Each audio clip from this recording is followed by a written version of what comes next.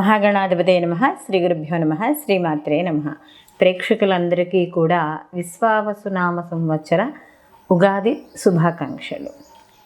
ఈ విశ్వావసునామ సంవత్సరంలో ద్వాదశ రాసుల వారికి ఆదాయ వ్యయాలు ఏ విధంగా ఉన్నాయి, అలాగే వీళ్ళకి రాజ్యపూజ్యము అవమానాలు ఏ విధంగా ఉన్నాయి అనే విషయాన్ని తెలుసుకుందాం. ప్రధానంగా మనం సంవత్సరం మొత్తానికి కూడా 4 గ్రహాలని చెప్పుకోవడం అనేది జరుగుతుంది. అవే గురు, శని, రాహు, కేతువులు. ఎందుకంటే ఇవి ఒకే రాశిలో ఎక్కువగా సంచారం చేస్తూ అంటే ఎక్కువ కాలం సంచారం చేస్తూ ఉంటాయి కాబట్టి, సో వీటిని ఆధారంగా చేసుకొని ఈ ద్వాదశ రాశుల వారికి కూడా శుభాశుభ ఫలితాలు ఏ విధంగా ఉంటాయి అనే విషయాన్ని తెలుసుకుందాం. మిథున రాశి. మిథున రాశిలోకి చూసేటప్పటికి మృగశిర 3-4 పాదాలు, అలాగే ఆరుద్ర 1-2-3-4 పాదాలు, పునర్వసు 1-2-3 పాదాలు మనకి మిథున రాశిలోకి రావడం అనేది జరుగుతుంది. అయితే మిథున రాశి వారికి ఈ విశ్వావసునామ సంవత్సరంలో చూసుకున్నప్పుడు ఆదాయం 14, వ్యయం 2, రాజ్యపూజ్యం 4, అవమానం 3. వీళ్ళకి ఆదాయం ఎక్కువగా ఉంది, వ్యయం తక్కువగా ఉంది. అదే సమయంలో రాజ్యపూజ్యం కూడా వీళ్ళకి ఎక్కువగానే ఉంది. అయితే ఈ సంవత్సరం వీళ్ళకి గురువు జన్మలోకి రావడం అనేది జరుగుతుంది. అంటే జన్మలో సంచారం చేస్తూ ఉంటాడు ఈయన మే 15 నుంచి. అప్పటి వరకు వ్యయస్థానంలో ఈయన సంచారం అనేది కొనసాగుతుంది. అయితే ఈ సంవత్సరం అంతా కూడా వీళ్ళకి దశమ స్థానంలో శని భగవానుడి సంచారం. అంటే దశమ స్థానం అనేటప్పటికీ రాజ్యస్థానం, అంటే వృత్తి ఉద్యోగ స్థానంలో శని భగవానుడి యొక్క సంచారం అనేది జరుగుతుంది. అలాగే రాహుకేతువులు కూడా సంవత్సరం అంతా కూడా ఒకళ్ళు భాగ్యస్థానంలోనూ ఒకళ్ళు తృతీయ స్థానంలోనూ సంచారం చేయడం అనేది జరుగుతుంది. ఈ రాశి వారికి, ముఖ్యంగా ఈ మిథున రాశి వారికి కానీ చూసుకుంటే, గురువు ఎప్పుడైతే జన్మలోకి వస్తాడో, అంటే సహజంగా గురువు జన్మలో ఉన్నప్పుడు కొంత వ్యతిరేక ఫలితాలు అని చెప్పడానికి లేదు, కానీ అనుకున్న సమయానికి పనులు సరిగ్గా అవ్వకపోవడం లేదా పనుల ఆలస్యం అవ్వడం అనేది ఉంటుంది. అయితే ఎంత ఆలస్యం అవుతున్నా కూడా ఎక్కడా కూడా వీళ్ళ యొక్క ఆత్మవిశ్వాసాన్ని కోల్పోరు. అంటే ఈ పనిని నేను ఎలాగైనా చేయగలను, చేస్తాను, చేసి తీరతాను అనే ఒక కాన్ఫిడెన్స్ అనేది మాత్రం ఈ రాశి వాళ్ళలో, మిథున రాశి వాళ్ళలో తప్పకుండా ఉంటుంది.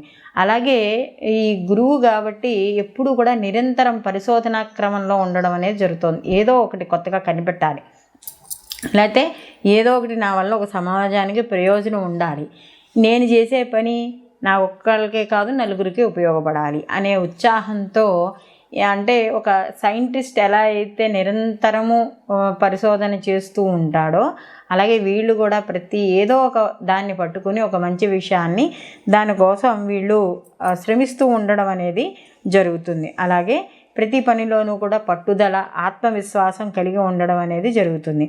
అలాగే వీళ్ళు ఏ వృత్తుల్లో ఉన్నారో వాళ్ళందరికీ కూడా అనుకూలమైన ఫలితాలు కొంతవరకు వీళ్ళకి కనబడుతుంది. ఎందుకంటే దశమ స్థానంలో శని సంవత్సరం ఆరంభం నుండి ఉన్నా కూడా వెంటనే దాని ప్రభావం అనేది ఉండదు కాబట్టి కొంతవరకు వీళ్ళకి ఈ సంవత్సరం మొదట్లో ఉద్యోగస్తులకు కావచ్చు, వాళ్ళందరికీ కూడా రాజకీయ నాయకులకి వీళ్ళందరికీ కూడా కొంతవరకు అనుకూలంగా ఉంటుంది. అలాగే ఇక్కడ ఎవరైతే ఉద్యోగ అవకాశాల కోసం లేరు, ఉపాధి అవకాశాల కోసం ఎవరైతే చూస్తున్నారో వాళ్ళకి ఉపాధి అవకాశాలు పెరగడం, సంతానపరంగా అనుకూలమైన వార్తలు వినడం, ఇలాంటివన్నీ కూడా వీళ్ళకి జరుగుతాయి. అలాగే ప్రభుత్వ పరంగా ఏవైతే పథకాలు ఉన్నాయో వాటిని వీళ్ళు సద్వినియోగం చేసుకోవడం అనేది జరుగుతుంది. అలాగే ఎప్పుడైనా అంటే పూర్వీకుల యొక్క ఆస్తులు ఏవైతే ఉన్నాయో అవన్నీ కూడా కొంతవరకు వీళ్ళకి కలిసి రావడం అనేది జరుగుతుంది. కొంత ఆధ్యాత్మికపరమైన విషయాల్లో కూడా ఉత్సాహంగా పాల్గొనడం అనేది కూడా ఈ యొక్క మిథున రాశి వాళ్ళకి జరుగుతుంది. అలాగే ఒక్కోసారి వీళ్ళకి ఈ యొక్క శని దశమ స్థానంలో ప్రభావము ఇవన్నీ కూడా చేసే వృత్తిలో కానీ ఉద్యోగంలో కానీ ఒక్కోసారి ఎవరు చెప్పింది నిజము, ఎవరు చెప్పింది అబద్ధము అనేది తేల్చుకోలేక కాస్త వాళ్ళు ఇబ్బంది పడుతూ ఉంటారు. అలాంటప్పుడు సరైన నిర్ణయాలు తీసుకునే విషయంలో కాస్త ఆలస్యమయ్యే అవకాశం అనేది ఇక్కడ కనబడుతుంది. అలాగే ఈ ఏదైతే ఒక ప్రతి పనిని కూడా సొంత పనితో చేయడం వల్ల, అది ఉద్యోగం కావచ్చు, చేసే వ్యాపారం కావచ్చు, ఎక్కడైనా పనిచేస్తున్న వాళ్ళైనా కావచ్చు, ఇలా చేయడం వల్ల మంచి గుర్తింపు అయితే మాత్రం లభిస్తుంది. విద్యార్థిని విద్యార్థులు మాత్రం మంచి అనుకూలంగా ఉంది. వీళ్ళు ఏదైతే విదేశీ విద్య, దూర విద్య కావచ్చు, లేకపోతే లోకల్గా ఉన్న వాటిలో కోర్సుల్లోనైనా జాయిన్ అయిన వాళ్ళు కావచ్చు, ఎవరికైనా సరే మంచి ఉత్తీర్ణత సాధిస్తారు. కొద్దిగా మెరిట్ అనేది రావడం కూడా జరుగుతుంది. అంటే వీళ్ళు స్కాలర్షిప్ల కోసం దానికోసం అప్లై చేస్తారు కదా, వాళ్ళకు కూడా వచ్చే అవకాశాలు ఎక్కువగా ఉన్నాయి. అలాగే సమాజంలో కూడా ఉన్నత వ్యక్తులను కలుసుకోవడం, అంటే రాజకీయపరంగా కావచ్చు, లేకపోతే ఎవరు చేసే వాళ్ళకి వృత్తిపరంగా కావచ్చు, సమాజంలో ఉన్నత వ్యక్తుల్ని కలుసుకోవడం అనేది జరుగుతుంది. అలాగే ఎప్పుడైతే గురువు కూడా వీళ్ళకి ఈ యొక్క జన్మలో సంచారం అనేది జరుగుతుందో, మీ యొక్క మాటలు కానీ, మీ యొక్క చేష్టలు కానీ, లేకపోతే మీరు చేసే ప్రతి పని కూడా ఎదుటి వాళ్ళని ఆకర్షించడం అనేది జరుగుతుంది. ప్రతి పనిలోనూ కూడా మంచి విజయాన్ని సాధిస్తారు. అలాగే భార్యాభర్తల విషయాల్లో కావచ్చు, కుటుంబ విషయాల్లో కూడా జీవితం ఆనందంగా ఉండడం అనేది జరుగుతుంది. వ్యాపారాల్లో కూడా మంచి పురోగతి సాధిస్తారు. గురువు జన్మలో ఉన్నాడు కాబట్టి ఆధ్యాత్మిక కార్యక్రమాల్లో, ధార్మికమైన కార్యక్రమాల్లో పాల్గొనడం, అలాగే ఎవరైతే సమాజంలో గురువులుగా, అంటే ఏమైనా ప్రవచనకర్తలు కావచ్చు, లేకపోతే ఆధ్యాత్మిక మార్గంలో ఉన్న గురువులను కావచ్చు, కలిసే అవకాశం అనేది ఎక్కువగా ఇక్కడ కనబడుతోంది. అలాగే కాస్త మధ్యలో అంటే ఈ యొక్క అక్టోబర్ నెల నుంచి కూడా కొంత ఆరోగ్య విషయాల్లో కొద్దిగా జాగ్రత్తలు అనేది వహించాలి. అలాగే దీంతో పాటుగా ఆరోగ్యం ఎప్పుడైతే బాగుండదో కాస్త దాంతోపాటుగా ధనం కూడా ఖర్చు అవ్వడం అనేది ఉంటుంది. కాబట్టి ఆరోగ్యాన్ని సరిచూసుకుంటే కాస్త ధనపరంగా ఖర్చులు అనేవి తగ్గుతాయి. అలాగే ఇక్కడ శని భగవానుడు కూడా ఎప్పుడైతే దశమ స్థానంలోకి మార్పు అనేది కనబడుతోందో, కాస్త చిన్న ఎంత సాధిస్తున్నా కూడా ఆటంకాలు అనేవి మాత్రం వృత్తిపరంగా ఏర్పడతాయి. కాబట్టి కాస్త కృషి, పట్టుదల, ఒక ప్లాన్, అంటే పర్ఫెక్ట్ ప్లాన్ ఉండడం, తొందరపడి ఏ విషయాన్ని కూడా, అంటే మీరు వృత్తిపరంగా ఎదగాలని అనుకుంటున్న వాళ్ళైతే ఖచ్చితంగా కూడా అన్నీ సమకూరిన తర్వాతే మీ యొక్క ప్లాన్ని బయటికి చెప్పడం, లేకపోతే మీరు ఏదైతే అనుకున్నారో ఆ ప్రణాళికని కాస్త చిన్నాభిన్నం చేయడమనో, లేకపోతే దాన్ని ఏదో కాస్త పాడు చేయడమనో, ఇలాంటి జనాలు చుట్టుపక్కల బాగుంటారు. కాబట్టి ఇలాంటి విషయాల్లో కాస్త జాగ్రత్త వహించడం అనేది మంచిది. అలాగే పై అధికారుల యొక్క మన్ననలు పొందడం అనేది జరుగుతుంది. తల్లిదండ్రులు ఆరోగ్య విషయాల్లో కాస్త ఈ మిథున రాశి వాళ్ళు జాగ్రత్త తీసుకుంటే సరిపోతుంది. అలాగే ఇంట్లో ఏదైనా ముఖ్యమైన విషయాలు మాట్లాడాలి, ముఖ్యమైన విషయాల్లో పాల్గొనాలనుకున్నప్పుడు మాత్రం కాస్త సమయాన్ని కేటాయించడం అనేది మంచిది. అలాగే ఎవరైతే సంతానం ఉందో సంతానానికి కూడా మంచి ఉద్యోగము, విద్య రావడం అనేది కూడా ఇక్కడ జరుగుతుంది. అలాగే ఎప్పటి నుంచో రావాలనుకున్న ఆస్తులు ఏమైనా ఉంటే కూడా అవి కూడా వస్తాయి. స్థిరచరాస్తులు మార్పులు చేర్పులు చేయడం, లేదా కొనుగోలు చేయడం, అమ్మేసి మళ్ళీ ఇంకో చోట కొనుగోలు చేయడం, ఇలాంటివి ఎక్కువగా కనబడతాయి. అలాగే సంతానపరంగా కూడా వివాహాది శుభ కార్యక్రమాలు, ఎందుకంటే గురువు కూడా ఏ స్థానంలో మే వరకు ఉంటాడు కాబట్టి వివాహ యోగ్యత ఉన్నవాళ్ళు, అలాగే వివాహానికి సంబంధించి వయసు వచ్చిన వాళ్ళ ఇంట్లో ఎవరైనా ఉంటే వాళ్ళ ఇంట్లో కూడా వివాహానికి సంబంధించి సూచనలు కూడా ముందుకు వెళ్ళడం అనేది జరుగుతుంది.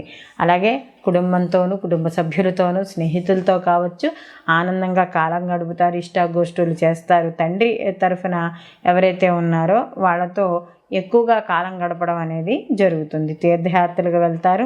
అలాగే వ్యాపారపరంగా కూడా అనుకూలంగా ఉండడం అనేది వీళ్ళకి జరుగుతుంది. ముఖ్యంగా ఎవరైతే భాగస్వామి వ్యాపారాలు ఉన్నారో ఈ యొక్క వాళ్ళకి కొంత అనుకూలంగా ఉండడం అనేది జరుగుతుంది. అలాగే ఈ తృతీయ స్థానంలో వీళ్ళకి కేతు ఉండడం వల్ల ప్రతి పనిని కూడా ఎలా అయినా సరే పట్టుదలగానైనా సరే ఆ పని పూర్తి చేసి మనం రావాలి అనే ఉద్దేశంతో ఉంటారు. కాబట్టి కాస్త వీళ్ళకి ధైర్యం అనేది చాలా అవసరం. ధార్మిక కార్యక్రమాల్లో పాల్గొంటారు. మొత్తం మీద ఈ రాశి వారికి చూసుకున్నప్పుడు వీళ్ళకి జన్మలో గురువు యొక్క సంచారము, అలాగే శని భగవానుడి యొక్క దశమంలో సంచారము, ఇవన్నీ కూడా కొంత ఉద్యోగపరంగా ఒత్తిడిని తీసుకురావడము, ఇలాంటివన్నీ చేస్తూ ఉంటాయి. కాబట్టి తప్పనిసరిగా వీళ్ళు ఈ యొక్క ఈశ్వర ఆరాధన ఎక్కువగా చేసుకుంటూ ఉండడం, దీంతో పాటుగా ఈ యొక్క ఏదైతే గురువుకు సంబంధించిన శ్లోకాలు కానీ, గురు చరిత్ర పారాయణ కానీ, గురువుల్ని సేవించడం కానీ, లేదా గురువుకు సంబంధించిన ధాన్యాలు, లేదా ఆయనకి సంబంధించిన పసుపు వస్త్రాలు, ఇలాంటివి ఏవైనా దానం చేయడం, ఇలాంటివి చేయడం ద్వారా కొంత వ్యతిరేక ఫలితాలు తగ్గడం అనేది జరుగుతుంది. అలాగే దశమ స్థానంలో ఈ యొక్క శని భగవానుడి యొక్క ప్రభావం రాజకీయ పరంగా కూడా పడుతుంది. కాబట్టి తప్పనిసరిగా వీళ్ళు ఈ యొక్క శనివారం నాడు నియమాలు పాటించడం, లేదా ఏదైనా సప్త శనివారాలు వ్రతం కిందో లేకపోతే శనివారం నాడు ఒంటిపూట భోజనం చేయడమో, శనికి సంబంధించిన జపాలు చేయించుకోవడమో, ఇలాంటివి ఏవైనా సరే, లేదా ఏదైనా మన నవగ్రహాల దగ్గరికి వెళ్ళి ప్రతిరోజు కూడా ఒక 11 ప్రదక్షిణాలు చేసుకోవడం. ముఖ్యంగా చెప్పుకోవాలంటే ఈ మనం గుళ్ళలోకి వెళ్ళినప్పుడు చాలామంది ఏం చేస్తారంటే అభిషేకం చేయించుకుని వచ్చేసాం కదా అయిపోయింది అనుకుంటారు. అభిషేకం చేయించుకోవడంతో పాటు అక్కడ గోసేవ చేసుకోవడం అనేది చాలా ఇంపార్టెంట్. ఎందుకంటే శని భగవానుడికి సేవ అనేది చాలా ప్రీతి. కాబట్టి ఎవరైతే ఈ యొక్క గోసేవ చేసుకుంటారో, లేకపోతే ఈ యొక్క పెద్దలకి సేవ చేసుకుంటారో, అలాంటి వాళ్ళని కానీ శని భగవానుడు దానికంటే మీరు చేసేదానికి ప్రీతి చెందినట్టు అయితే అసలు ఎటువంటి ఇబ్బందులు ఉండవు. కాబట్టి మనకి గురువు యొక్క ధ్యాన శ్లోకాలు, గురువుకు సంబంధించిన ధాన్యాన్ని దానం ఇవ్వడం కానీ, లేకపోతే గోవుకి తినిపించడం కానీ, శనివారాలు నియమాలు పాటించడం, శని భగవానుడికి సంబంధించిన స్తోత్రాలు పారాయణ చేసుకోవడం, నవగ్రహ ప్రదక్షిణలు ఇవి చేసినట్టయితే ఈ విశ్వావసునామ సంవత్సరంలో మిథున రాశి వాళ్ళకి ఎదురయ్యే చిన్న చిన్న సమస్యలన్నీ కూడా వీళ్ళకి తగ్గి ఈ సంవత్సరంలో మంచి లాభాలు, పదోన్నతులు పొంది జీవితంలో అంటే ఒక స్థాయికి ఎదిగే అవకాశాన్ని పొందడం అనేది జరుగుతుంది. శ్రీ విశ్వావసునామ సంవత్సరానికి సంబంధించి ఆదాయ వ్యయాలు, అలాగే మనము రాజ్యపూజ్యము, అవమానాలు, వీటికి సంబంధించిన పరిహారాలు,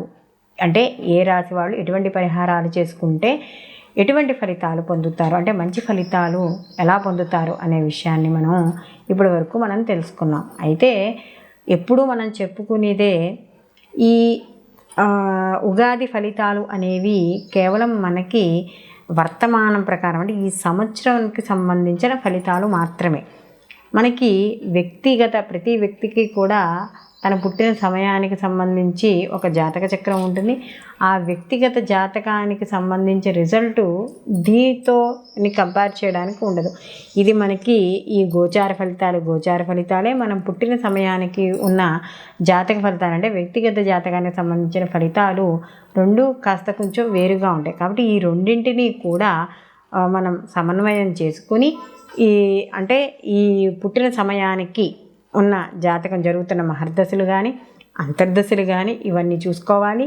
అలాగే ఈ వర్తమాన ప్రకారం, అంటే మనం ఈ సంవత్సర ఫలితాలను కూడా చూసుకుని ఏ సమయానికి ఎటువంటి పనులు చేయాలి, ఎటువంటి పనులు చేయకూడదు, ఇలాంటివన్నీ కూడా మనం చూసుకోవడం ద్వారా మనకు వచ్చే నష్టాన్ని తగ్గించుకుని, అలాగే మనకి ఎక్కడైతే ఏ వ్యాపారం చేస్తే ఎలాంటి ఫలితాలు ఉంటాయి, ఈ సమయంలో మనం ఈ పనులు చెయ్యొచ్చా చేయకూడదా, దీనివల్ల మనకి అవమానం ఎంత, నష్టం ఎంత, ఇలాంటివన్నీ కూడా మనకి ఈ గోచార ఫలితాలతో పాటు జన్మజాతక ఫలితాలను కూడా మనం పరిశీలనలోకి తీసుకోవడం ద్వారా సరైన ఫలితాలు రావడం అనేది జరుగుతుంది. కాబట్టి వ్యక్తిగత జాతకాలకు ఎవరైనా కావాలి అనుకుంటే మాకు ఈ కింద స్క్రోల్ అవుతున్న నెంబర్కి ఫోన్ చేయడం ద్వారా మీ యొక్క వ్యక్తిగత జాతక ఫలితాలు కూడా మీరు తెలుసుకోవడం అనేది జరుగుతుంది. కాబట్టి మీకు ఈ వీడియో కానీ నచ్చినట్టు అయితే లైక్ చేయండి, షేర్ చేయండి. తప్పనిసరిగా మీ అభిప్రాయాన్ని కామెంట్ రూపంలో